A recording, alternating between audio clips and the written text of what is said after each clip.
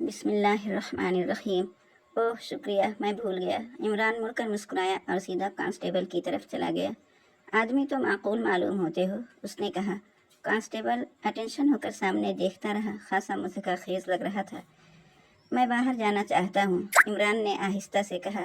آپ عمارت سے باہر نہیں جا سکیں گے، کپتان صاحب نے فرمایا ہے، یہی کہ آپ کو باہر نہ جانے دیا جائے۔ معقول بات ہے، اچھی بات ہے، تو پھر ہم وہیں واپس چلتے ہیں۔ عمران لائبریری سے نکل کر پھر اس کمرے میں آیا جہاں زخمی کو چھوڑا تھا۔ یہاں قبرستان کا سا سناٹا طاری تھا۔ زخمی بے حس و حرکت نظر آیا۔ فیاض جو اس کے قریب ہی کھڑا تھا جھپٹ کر عمران کے قریب آیا اور کوٹ کا کالر پکڑ کر جھٹکا دیتا ہوا بولا، وہ مر گیا، وہ مر گیا، انا للہ و انا الیہ راجعون۔ یہ بتاؤ تم نے یہ حرکت کیوں کی تھی؟ فیاض نے کالر کو دوبارہ جھٹکا دیا اور عمران اس کا ہاتھ پکڑ کر پوری قوت سے دباتا ہوا بولا، ہوش میں رہو۔ کالر پر فیاض کی گرفت ڈھیلی پڑ گئی اور عمران نے بآسانی اس کا ہاتھ ہٹا دیا۔ اب وہ بھی بے حد سنجیدہ نظر آ رہا تھا۔ تم اس کی موت کے ذمہ دار ہو، فیاض چیخا۔ بالکل احمقانہ خیال ہے، میں نے اس پتھر کے سلسلے میں صرف اپنا خیال ظاہر کیا تھا، اس سے یہ ہرگز نہیں کہا تھا کہ وہ اسے توڑنا ہی شروع کر دے۔ اور پھر یہ تو سوچو کہ تم اسے بکواس سمجھتے تھے لیکن وہ سنجیدہ تھا۔ اس نے خود ہی کہا تھا کہ وہ پروسپیکٹنگ کا تجربہ رکھتا ہے۔ اس نے پتھر کی حیثیت سے اندازہ کر لیا تھا کہ وہ کیا ہے، ورنہ شاید وہ بھی تمہاری ہی طرح اسے بکواس سمجھتا۔ لیکن اس کے اندر آتش گیر مادہ تھا۔ فیاض غرایا۔ پھر میں اس سلسلے میں کیا کر سکتا ہوں؟ عمران نے لاپرواہی سے شانوں کو جنبش دی۔ یہاں تمہاری تصویر کا کیا مطلب ہے؟ میں نہیں جانتا۔ تم غلط کہتے ہو کہ وہ تمہارے لیے اجنبی تھا، گونگے نوکر سے تصدیق کر چکے ہو سکتا ہے تم یہاں کبھی نہ آئے ہو، باہر ملاقاتیں ہوتی رہی ہوں، غالباً تم اس بوڑھے آدمی کے متعلق گفتگو کر رہے ہو۔ عمران نے طنزیہ لہجے میں کہا، ہاں تو پھر؟ کچھ نہیں، باہر کی ملاقاتوں کے تذکرے پر کچھ شبہ ہوا تھا۔ عمران چاروں طرف دیکھتا ہوا لاپرواہی سے بولا۔ فیاض اسے گھورتا ہوا کمرے سے چلا گیا۔ غالباً وہ اپنے محکمے کے ماہرین کو فون کرنے کے لیے گیا تھا۔ کانسٹیبل دروازے پر آ جمے۔ عمران جیب سے چیونگم کا پیکٹ نکال رہا تھا۔ تھوڑی دیر بعد فیاض پھر واپس آ گیا اور عمران نے اس سے کہا کہ وہ بھی ایک کال کرنا چاہتا ہے۔ کس کو جائے گی؟ فیاض نے بے رخی سے پوچھا۔ پچھلے ہفتے والی محبوبہ کو۔ نہیں، تمہیں اس کی اجازت نہیں دی جا سکتی۔ فیاض، میں مجبور ہوں۔ خیر، عمران ٹھنڈی سانس لے کر خاموش ہو گیا۔ ویسے موقع کا منتظر رہا اور آہستہ آہستہ کھسکتا ہوا دروازے تک پہنچ گیا۔ پھر اسے لائبریری تک پہنچنے سے کون روک سکتا تھا؟ تیزی سے لائبریری میں داخل ہو کر دروازہ بولٹ کر دیا۔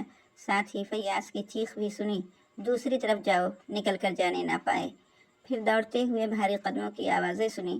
عمران جانتا تھا کہ لائبریری میں نکاسی کا دروازہ بھی موجود ہے، جو غالباً عقبی پارک میں کھلتا ہوگا، لیکن اسے اس سے کیا سروکار؟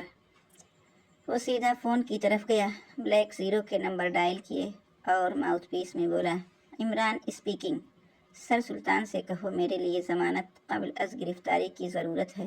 2 لاشوں کے سلسلے میں مجھ پر کسی قسم کا شبہ کیا جا رہا ہے۔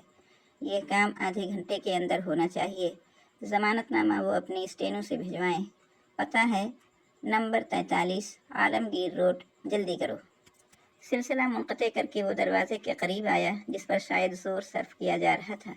کپتان صاحب، عمران نے مغموم لہجے میں کہا، میں کہیں بھاگا تو نہیں جا رہا۔ وارنٹ کے بغیر تم مجھے گرفتار نہ کر سکو گے۔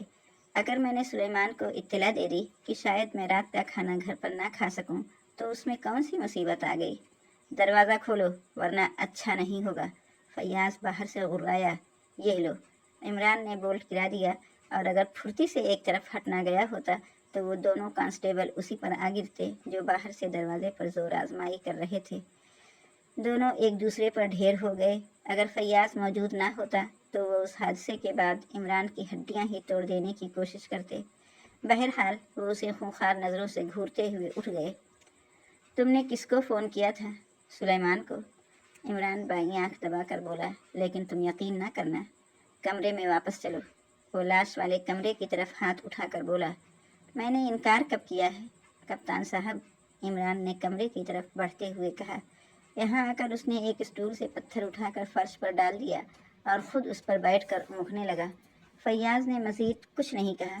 تھوڑی دیر بعد ایمبولینس کی گاڑی پہنچ گئی لیکن اسے واپس کر دیا گیا۔ फैयाज़ अपने महकमे के आदमियों का मुंतज़िर था। ज़्यादा देर नहीं हुई थी कि वो आ गए। तकनीकी कार्रवाइयाँ शुरू हुईं। धमाके के साथ फटने वाले पत्थर के छोटे छोटे टुकड़े जमा किए गए, लाश की तस्वीरें ली गईं और दूसरी तफसीलात लिखी जाती रहीं। इमरान कांस्टेबलों के लिए अजनबी रहा होगा, लेकिन फैयाज़ के महकमे वालों के लिए नहीं था, और यहाँ उसकी मौजूदगी भी उनके लिए बाइस हैरत नहीं थी, क्योंकि करीब करीब सभी जानते थे कि बाज़ उलझावे फैयाज़ को इमरान ही के पास ले जाते हैं। जब सारी कार्रवाइयाँ ख़त्म हो चुकीं तो इमरान ने कहा, कप्तान साहब, कुछ मेरे कहने से भी हो जाए। क्या मतलब? मेरी तस्वीर के फ्रेम पर उंगलियों के निशानात की तलाश उस मर्ज़ के लिए मुफीद साबित होगी, और उस स्टूल पर भी जिस पर जूता रखा हुआ है। उसके महकमे के लोग अब तस्वीर और जूते की तरफ मुतवज्जे हुए, फिर हैरत से इमरान को देखने लगे। अभी इश्क के इम्तिहान और भी हैं।